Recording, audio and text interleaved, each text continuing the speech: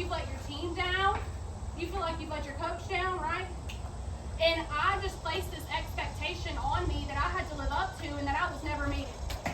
It got to the point where I was so bogged down, I was like, oh man, and it just led to more mistakes, more errors, and just led to me just feeling sad and down on the softball field, which is not how we should feel on the ball field, is it?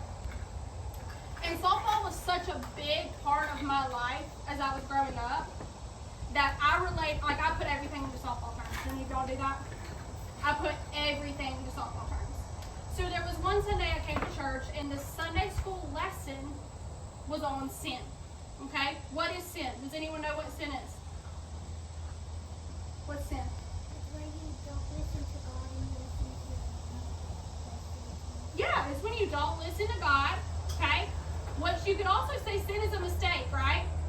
In a way. So in my mind, I was like, okay, sin is like an error on the ball field, right? Okay? That's just how I did things. Sin is like an error on the ball field.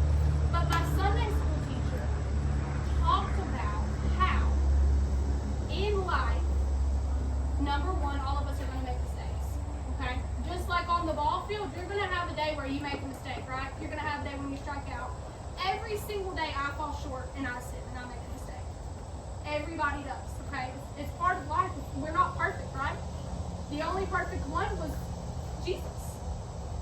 So we're all going to make mistakes. But she told me that one of the wonderful things about the Lord is that He came to pay the price for that sin. He sent His only Son to die on the cross for me and for you.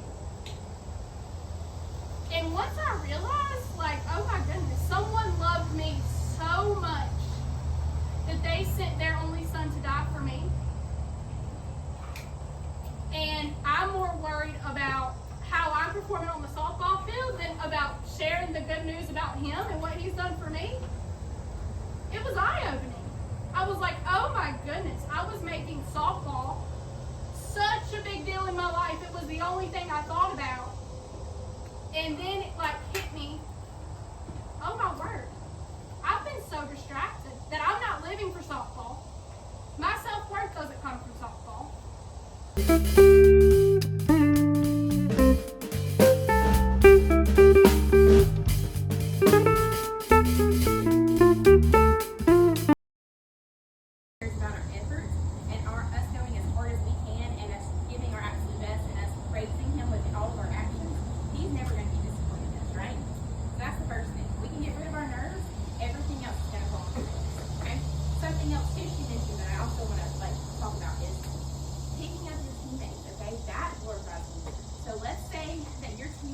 Let a ball go through her legs, and she's hanging her head. She is upset.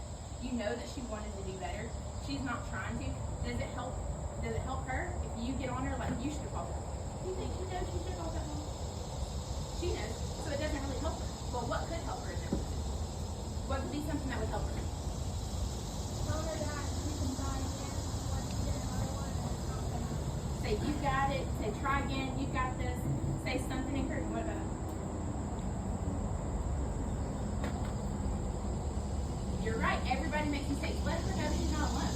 Let her know that you've got her. That you'll get that next ball to pick her up, right? So all of those things glorify the Lord because they're going to help that person feel better in that moment. And nothing negative you could say would help. So we don't even need to have it. Why do you think sometimes people, especially when they get, look at our big girls, because y'all are in the middle school age and that is a rough age, okay? Why do you think someone might say something negative? They're uncomfortable about themselves, okay? So a lot of times if someone says something negative, it's really more because they're insecure about themselves. It has nothing to do with the person they're saying something negative to, okay? So we want to make sure that we glorify the Lord with our words.